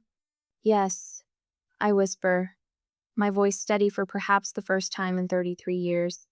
That was perfectly okay. Firelight dances across Julia's photograph as I adjust the silver frame on the mantel. Her smile, so much like Daniel's, seems to approve of the pine garland and twinkling lights adorning our first Christmas together. My fingers trace the edge of the frame, remembering the young woman whose kindness Liam and I never realized would change our lives. Mom, can we head to the hospital soon? I promised the kids we'd help them open presents before dinner. Liam slides into the living room in his new Christmas sweater, eyes bright with purpose. At 10, his volunteer badge hangs proudly beside mine, continuing the legacy that unknowingly connected us to Daniel years ago. After I check on dinner, I straighten the business award nestled between Family Photos Thompson Financial Solutions' first year exceeding projections by 40%. Beside it sits the foundation certificate. Mercer, Thompson, Healthcare Education Fund for Single Parents. Our way of turning past pain into future opportunity. The kitchen buzzes with activity. Mrs. Rivera slices the roast with practiced precision, her arthritis-curbed fingers still steady with the carving knife. In my country, the matriarch always serves the meat, she announces, swatting away Daniel's father when he offers to help. Daniel's mother arranges Liam's school essay on the refrigerator with a magnet. The title, Family is Who Loves You, Not Who Matches Your DNA, had earned him both an A and a parent-teacher conference where his teacher wept. Dad's not used to taking orders, Daniel whispers against my ear, arms wrapped around my waist. But he's never been happier about having a grandson. My boss no client Bill Henderson raises his wine glass. To the woman who made me look brilliant for promoting her. His wife nudges him. Finiand, who makes me look brilliant for hiring her firm now. Laughter ripples through our home as 14 people squeeze around our tables. Hospital volunteers, therapy group friends, neighbors' faces connected not by DNA, but by choice. Unopened Christmas cards addressed to Brielle and Nancy sit on my desk drawer. I wrote them weeks ago, not yet sent, but not forgotten, either door neither closed nor fully open. Present time, Daniel announces, kneeling before me with a small velvet box. The room falls silent. This was Julia's, he says, opening the box to reveal an emerald ring, size smaller than the one I glimpsed in photographs. She would have loved calling you her sister. His voice cracks slightly. I'd like the honor of calling you my wife. Liam pushes forward, thrusting a handmade card into my hands. Crayon letters spell out, "Will you let Daniel be my dad for real?" Tears not of shame or rejection, but of overwhelming joy spill down my cheeks as I nod, unable to speak as they both embrace me. Approval I never needed to earn. Later, when the plates are cleared and adoption papers for Liam to take the Mercer name sit signed on my desk, beside the half-finished manuscript, the family we choose the doorbell rings. I've got it, I tell Daniel, who's teaching Liam his family's traditional Christmas card game. Snow swirls behind my mother as she stands on the porch, looking smaller than I remember. Gray has overtaken the carefully maintained silver of her hair. She clutches a small package wrapped in simple red paper. I was wrong, she says, no preamble, no manipulation lacing her words. I'm sorry. I stare at her, searching for the familiar calculation in her eyes, but finding only exhaustion and regret. My hand hesitates on the door, neither closing it nor opening it wider. Not yet. Just slightly ajar like the possibility of forgiveness itself. I return to our celebration without mentioning Nancy's appearance, watching our gathered family with quiet wonder. Daniel's parents steal cards, while Mrs. Rivera teaches Liam Spanish Christmas carols. My therapy group friends argue good-naturedly about basketball with Bill. The old family album sits on the bookshelf, but beside it stands a new one already half filled with photographs of people who chose us, and whom we chose in return. Sometimes the happiest endings come after the courage to walk away. I am Rachel, 33 years old, and today I watched my sister raise a glass of champagne at her lavish Hamptons wedding just to call me a useless fat pig in front of 200 high society guests. As the crowd erupted in laughter, I did not shed a single tear. I just sat there waiting. Because what my sister and her arrogant new husband did not know was that I had just bought the company he worked for, and I was stepping in as his new CEO on Monday morning. Before I continue this story, let me know where you are watching from in the comments below. Hit like and subscribe if you have ever had to stand up to toxic family members who pushed you too far. The evening air in the Hamptons was crisp, carrying the scent of sea salt and thousands of imported white orchids that adorned every table. It was a picture-perfect wedding reception held at a sprawling rented estate that screamed old money and new debt. Crystal chandeliers hung from the massive outdoor tent, casting a warm, expensive glow over the 200 guests. Women in designer gowns and men in custom-tailored suits sat at the tables drinking premium champagne and dining on lobster. I sat at the head table pushed slightly to the edge, wearing a simple but elegant tailored suit. I was the maid of honor in name, only a prop for my younger sister Brittany to use for her aesthetic vision. At 30 years old, Brittany was the undisputed golden child of our family. She was radiant tonight, her face perfectly contoured, her wedding dress sparkling with hand-sewn crystals. Beside her sat her new husband Jamal.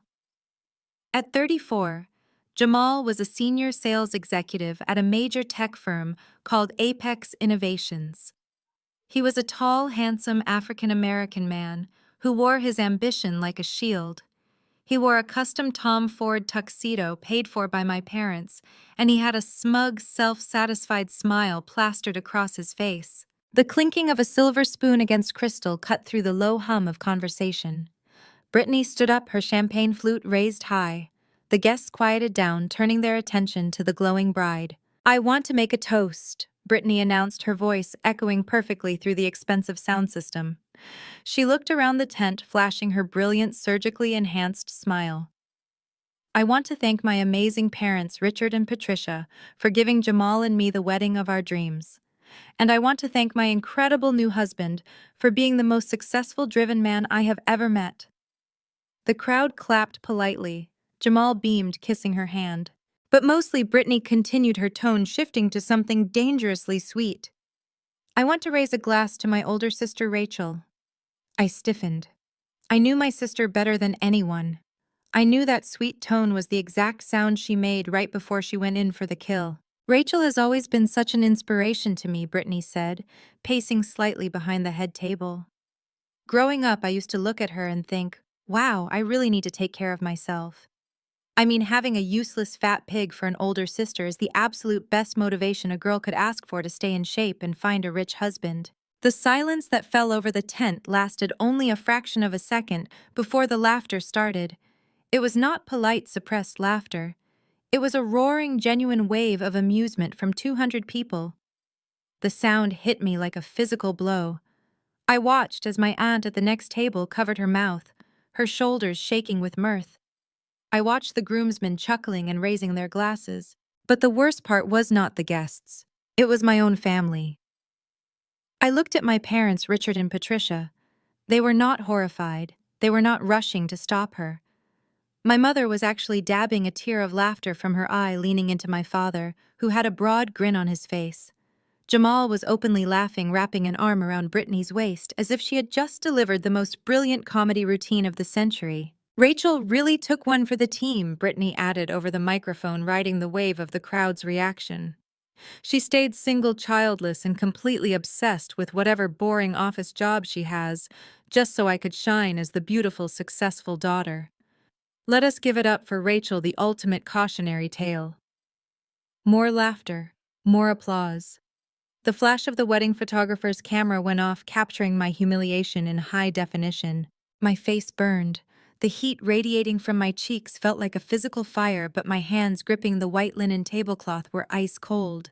Years of this exact treatment flashed through my mind.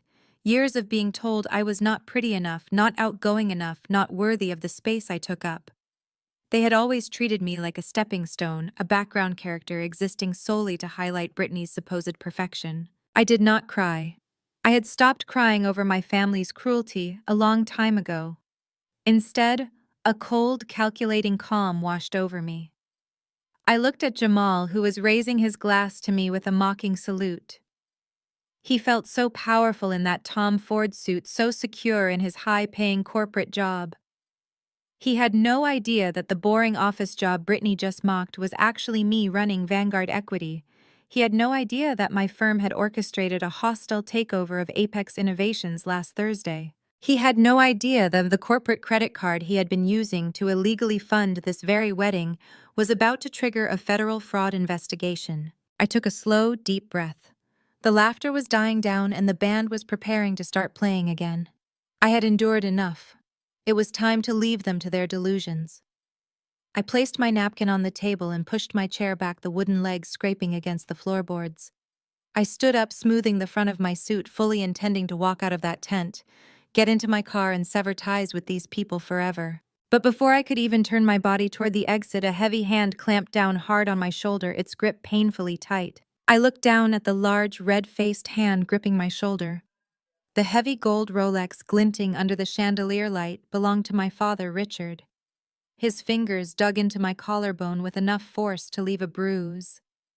He leaned down, his breath smelling of expensive scotch and cigars, and shoved me hard. I fell back into my chair with a heavy thud, the wooden legs scraping loudly against the floorboards. Before I could even catch my breath or adjust my suit, my mother, Patricia, leaned across the table. To any outside observer, she probably looked like a loving mother whispering a sweet, intimate secret to her daughter. She maintained a flawless, camera-ready smile for the surrounding guests. But under the table, her perfectly manicured acrylic nails dug into my forearm like talons, pinning me in place. "Sit down," Patricia hissed, her voice a venomous whisper, meant only for my ears. "She is pregnant with the first grandchild of this family. Do you want to stress her into a miscarriage just because you are jealous and barren?" I stared at the woman who gave birth to me. The sheer cruelty of her words hung in the air between us. Barren. It was her favorite word to throw at me ever since I focused on building Vanguard Equity instead of hunting for a husband. She weaponized my lack of children, twisting my personal life choices into a supposed medical defect just to make herself feel superior. She knew exactly how to strike where she thought it would hurt the most, entirely convinced that my silence was a sign of weakness and submission. "You are always making everything about you." Patricia continued her smile, never wavering as she adjusted her diamond necklace. Brittany was just making a harmless joke. She included you in her toast, and this is how you repay her. By throwing a tantrum and trying to storm out of her wedding reception. You are so incredibly sensitive, Rachel. It is pathetic. This is exactly why you cannot keep a man. No one wants to deal with this kind of energy. Richard leaned in on my other side, creating a physical cage of parental toxicity. He tapped his heavy signet ring against the table, his face flushed with alcohol and indignation. You are not ruining your sister's night, he muttered, his tone dripping with absolute authority. You will sit here. You will smile. You will eat the food I paid for. You owe this family, Rachel. Do not forget who paid your hospital bills 3 years ago when you needed your appendix out. $2,000 straight out of my own pocket because you were too stubborn to get a real job with actual health insurance. You owe us for the very air you breathe in this tent tonight. I kept my face entirely blank. I did not flinch. I did not argue. Arguing with Patricia and Richard was like trying to reason with a brick wall. They thrived on a very specific narrative, a fantasy world where Brittany was the flawless angel who could do no wrong, and I was the ungrateful burden who needed to be constantly managed, disciplined, and shamed. They needed me to be a failure, so their own mediocre parenting could look like a heroic sacrifice. We remortgaged our house to give Brittany the wedding she deserves, Richard boasted quietly, leaning closer, so only I could hear his financial bragging. We pulled out all our equity to buy Jamal a brand new Mercedes as a wedding gift. We sacrificed for this family to secure our future. Jamal is a winner. He is about to be named vice president at Apex Innovations. He provides status. What do you provide, Rachel? Nothing but stress and disappointment. The least you can do is show some respect and act like a normal human being for one night. He remortgaged the house. I filed that crucial piece of information away in my mind. Vanguard Equity. My firm had recently been aggressively buying up distressed debt portfolios and secondary mortgages from regional banks across the East Coast. If Richard was stretching his finances that thin for a luxury car and a flashy party, his financial foundation was made of sand. He thought he was a powerful patriarch, putting his rogue daughter in her place.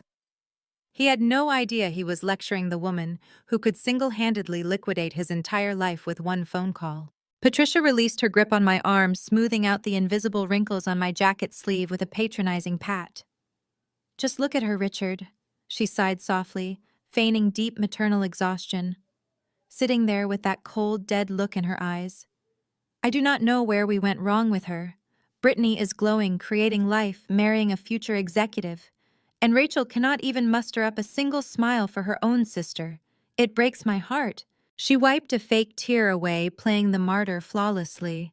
I watched them both, my heart beating at a slow, steady rhythm. I watched how easily they lied, how comfortably they wore their cruelty disguised as parental concern. They were masters of the game, experts at making me the villain in a story where I was the only one actually working, actually building something real. They lived on maxed-out credit cards and borrowed prestige, pretending to be high society while drowning in debt just to keep up appearances for people who did not even care about them. The wedding band struck up a lively jazz tune, and the surrounding guests returned to their lavish meals. The brief interruption of Brittany's toast was already fading into the background of clinking crystal and polite, wealthy chatter. My parents leaned back in their chairs, satisfied that they had successfully contained the threat of my early departure. They took sips of their expensive wine, congratulating themselves silently on keeping the family outcast firmly in line. I remained seated, my posture perfectly straight, my hands resting neatly in my lap. I was not staying because they had forced me. I was not staying because I felt guilty or indebted for a $2,000 medical loan I had tried to pay back a dozen times, only for them to refuse it so they could keep holding it over my head. I was staying because the main event of the evening had not even started yet. The air behind me suddenly felt heavier. The ambient light from the chandeliers was blocked out. A tall, broad shadow fell over the white tablecloth directly covering my plate. I did not need to turn around to know who it was. The heavy scent of expensive cologne and sheer unadulterated arrogance announced him before he even spoke. It was the groom, Jamal. It was the groom, Jamal. He stepped up to the table, positioning himself directly behind my chair. He wore a custom midnight blue Tom Ford tuxedo that stretched perfectly across his broad shoulders. He adjusted his diamond cufflinks, his dark skin glowing under the warm light of the chandeliers, looking every inch the powerful corporate executive he believed himself to be. He smelled of expensive bourbon and unchecked arrogance. Without a word of greeting, he tossed a heavy black leather folder directly onto my plate. It landed with a sharp thud, knocking over my crystal water glass. I did not flinch, as the ice water spilled across the white linen, soaking into the fabric just inches from my lap. "Open it, Rachel," Jamal commanded. His deep voice was loud, deliberately carrying to the neighboring tables. Several wealthy guests turned their heads, their eyes gleaming with the promise of more free entertainment. Brittany had already warmed them up with her vicious toast. Jamal was here to deliver the punchline. I slowly opened the leather folder. Inside was the final catering invoice for the evening, printed on thick ivory paper. My eyes scanned the itemized charges: beluga caviar stations, Wagyu beef sliders, vintage Dom Perignon towers. The total at the bottom was printed in bold black ink: $45,000. "That is your contribution to this new family," Jamal stated, placing his large hands on the back of my chair and leaning in close. "Your parents have been generous enough to host this spectacular evening. In fact, Richard and Patricia just took out a second mortgage on their home to buy me a brand new Mercedes-AMG for my wedding gift. The least you can do as the older unmarried sister who lives in some rented box in the city is cover the food." Patricia nodded vigorously, her diamond earrings catching the light as she leaned forward to support her new favorite child. "It is only fair, Rachel. You have no husband to support, no children to feed, and no real expenses. We have a massive estate to maintain and appearances to keep up. You have nothing going on in your life. Be useful for once." Jamal chuckled, a low, rumbling sound of pure condescension. He walked around to the side of the table, so I was forced to look at him. "Look at you. 33 years old, sitting alone at a wedding, working some dead-end office job that probably pays pennies. Meanwhile, I am about to be named Vice President of Sales at Apex Innovations. I close multi-million-dollar contracts before you even wake up in the morning. I am the future of this family. I bring status. I bring wealth. You bring absolutely nothing." He tapped a manicured finger against the leather folder. "So, you are going to pull out whatever sad little debit card you have in that purse, and you are going to max it out tonight. Consider it an investment in the people who actually matter." I stared at the invoice. $45,000 of sheer excess, and they expected me to swallow the cost because they thought I was a pathetic, easily intimidated spinster. Jamal was standing there, practically vibrating with ego, fully believing he was an untouchable king of the corporate world. Apex Innovations. The name echoed in my mind like a perfectly timed symphony. "Do not make that face," Jamal sneered, entirely misinterpreting my silence for fear. He crossed his arms over his chest, looking down his nose at me. "If you cannot afford it, maybe you can take out a high-interest loan. Or better yet, maybe I can get you a job answering phones at Apex once my promotion is finalized next week. My new CEO is going to love me. I am bringing in record numbers. I could probably pull some strings and get you a desk near the restrooms. You would be great at fetching my coffee." Richard slammed his hand on the table again, rattling the silverware. "Pay the damn bill, Rachel. Jamal is going to be running Apex soon. You want to stay on his good side. If you embarrass us right now and refuse to pay, I swear I will make sure you are cut out of every family event for the rest of your miserable life. You will be completely alone." The threat was supposed to break me. It was supposed to send me scrambling for my wallet, desperate to buy back their conditional toxic love. They wanted me to bleed myself dry to fund their superficial lifestyle. Jamal wanted me to pay for his caviar while he bragged about a promotion at a company my private equity firm had just aggressively acquired. He was flexing his corporate muscles, entirely oblivious to the fact that his department was bleeding money. He was entirely oblivious to the fact that his corporate credit cards were already red flagged in my system for embezzlement. He was mocking my apartment, unaware that my firm Vanguard Equity owned the luxury high-rise building he currently lived in. I did not cry. I did not shout. I did not jump up and cause the dramatic scene they were all so desperately hoping for. I just sat there letting the sheer absurdity of their demands wash over me. The power dynamic in this tent was entirely backward, and they were too blinded by their own arrogance to see the guillotine swinging down toward their necks. I looked down at the $45,000 invoice, tracing the bold black numbers with my eyes. Then I slowly looked up at Jamal. I met his arrogant, condescending gaze with a dead-eyed, razor-sharp smile. "You are absolutely right, Jamal," I said softly, my voice carrying a lethal, unshakable calm. "This family deserves exactly what is coming to them." Without breaking eye contact, I reached down and slid my hand into my designer purse. I pulled my hand from my purse, entirely bypassing my standard banking cards and the sleek silver card I used for minor business expenses. Instead, I grabbed the heavy cold metal of my American Express Centurion card, the infamous black card.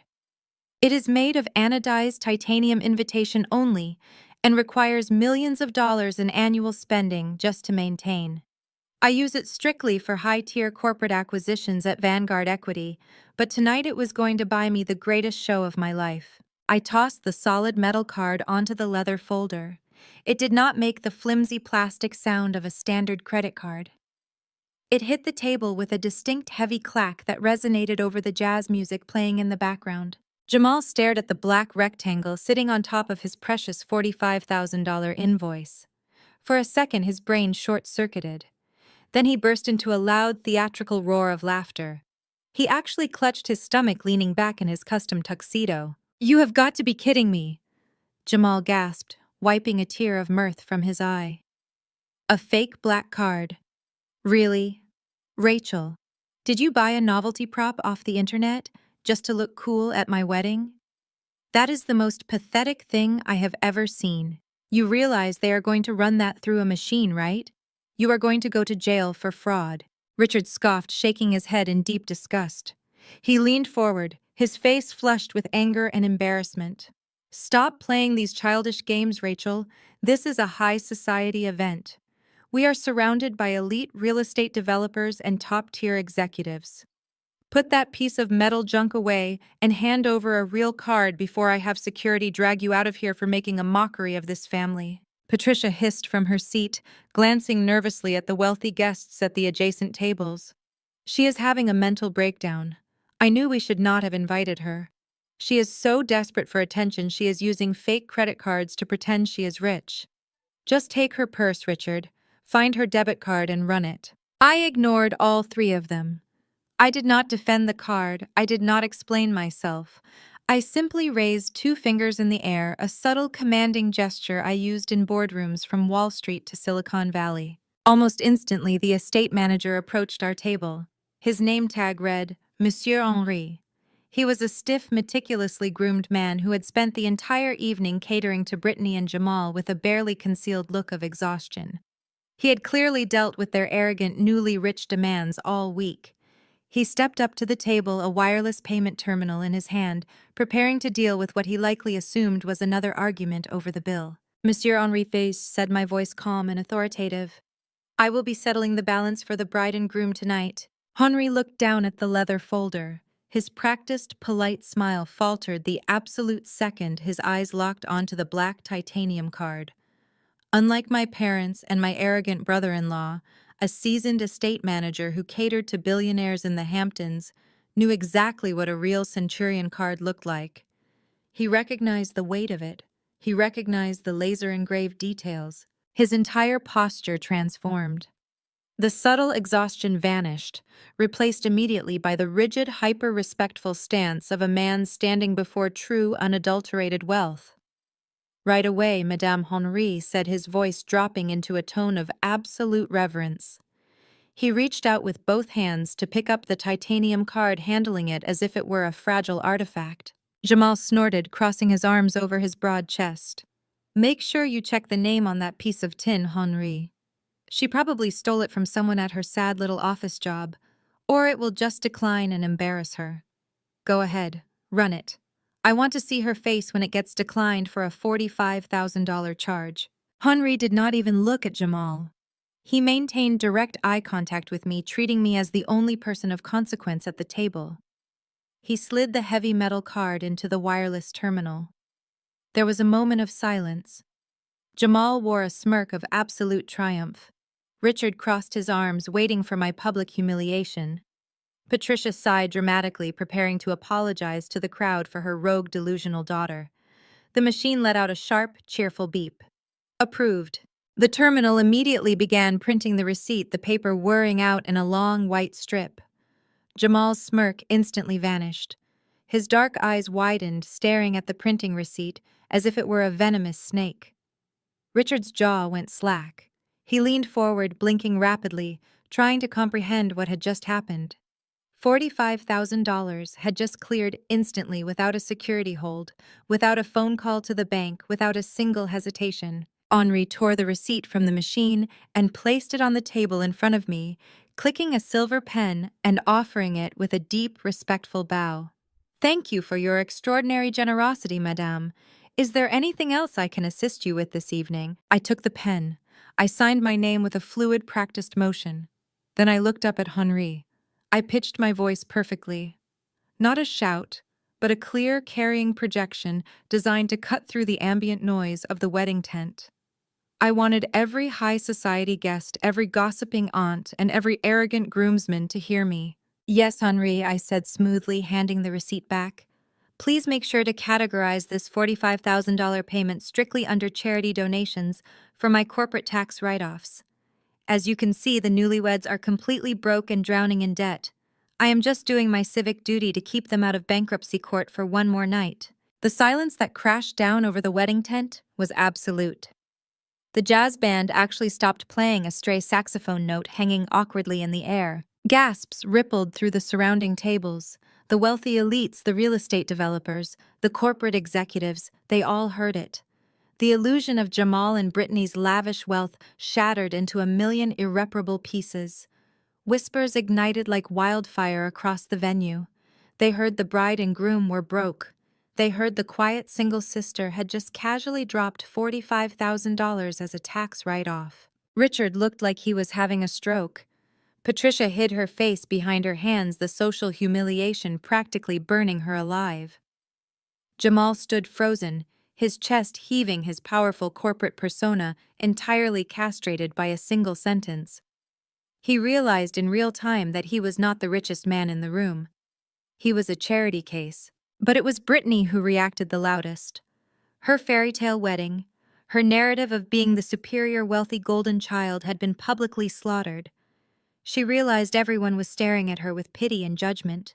Her face turned a violent, blotchy purple with uncontrollable rage.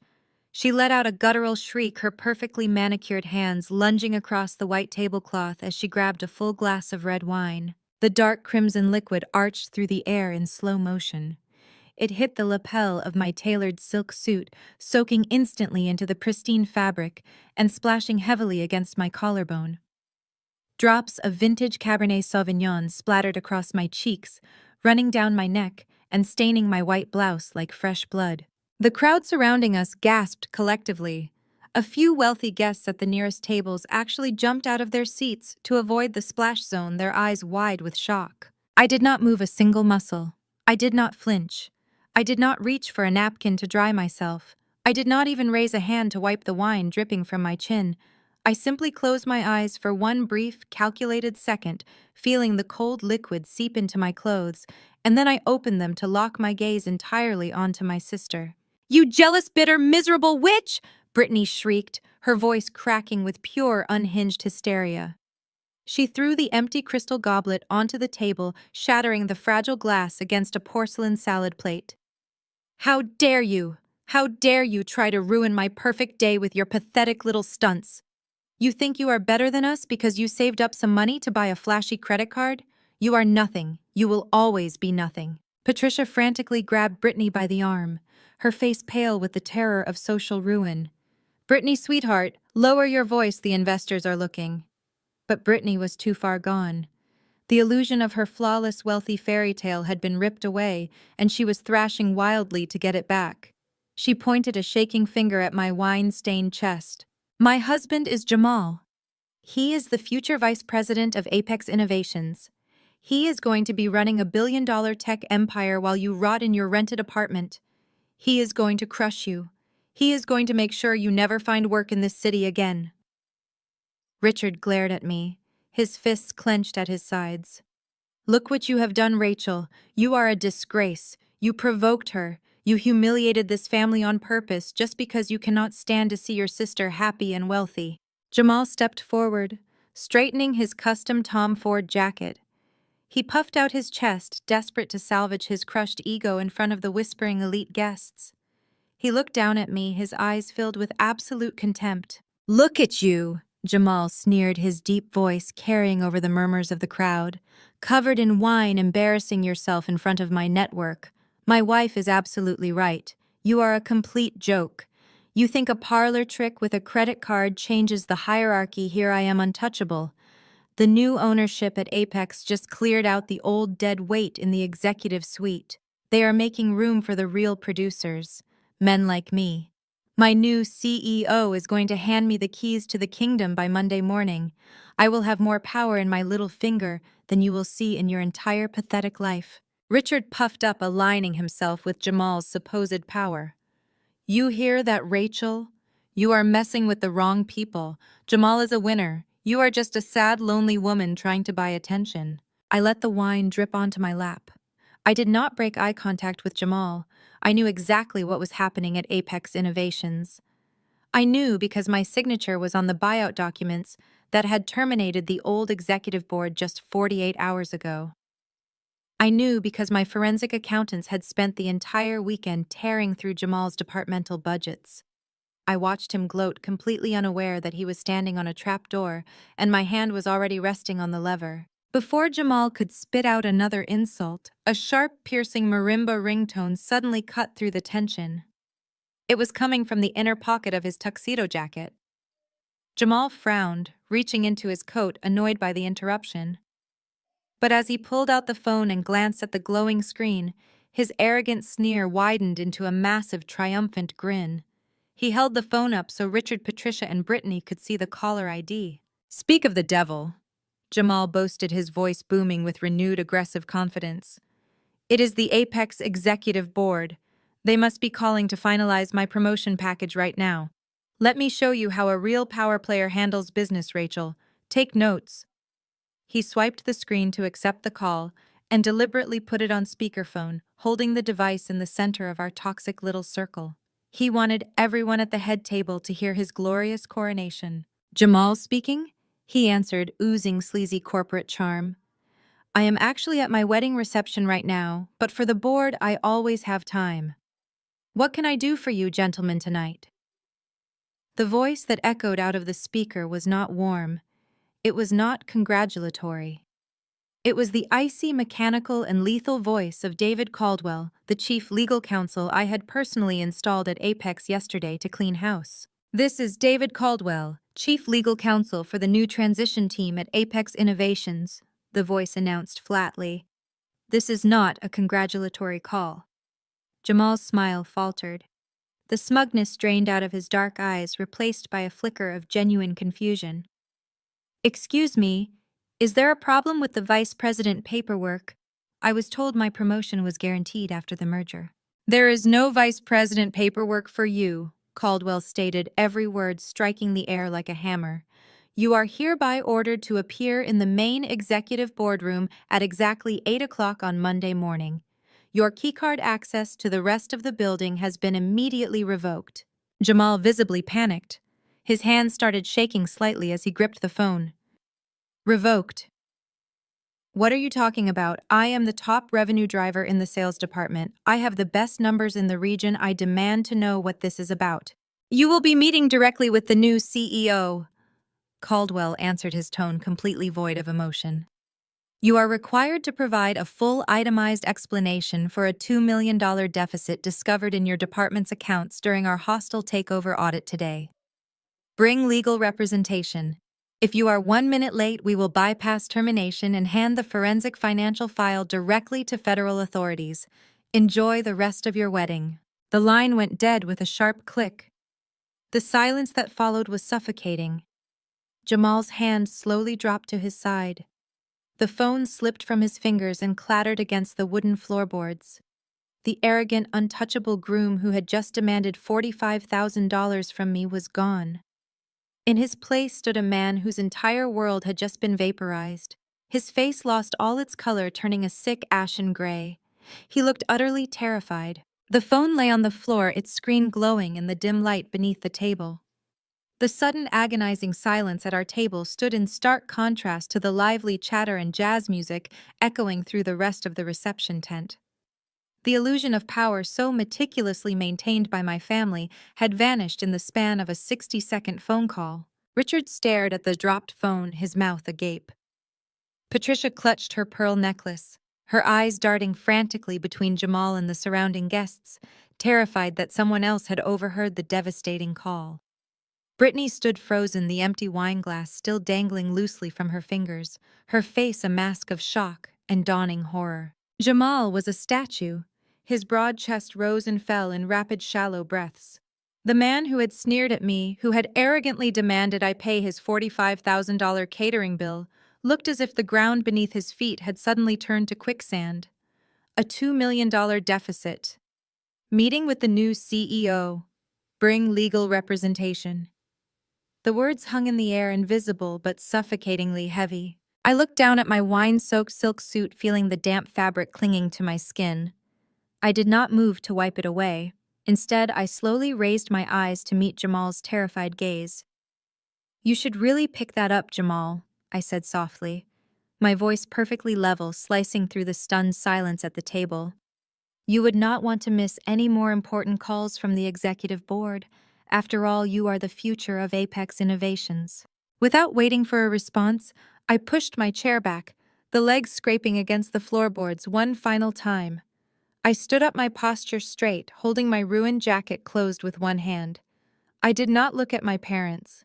I did not look at my sister. I turned my back on the lavish, fraudulent wedding and walked out of the tent, my heels clicking sharply against the wooden walkway, leaving them to drown in the reality of their impending ruin. Sunday morning broke over the Hamptons with a sickly, humid heat matching the suffocating paranoia inside the estate. Inside the massive rented mansion, the post-wedding glow was entirely absent. Jamal paced the length of the extravagant master suite, his tie discarded, his dress shirt unbuttoned. He was frantic, aggressively rehearsing a defense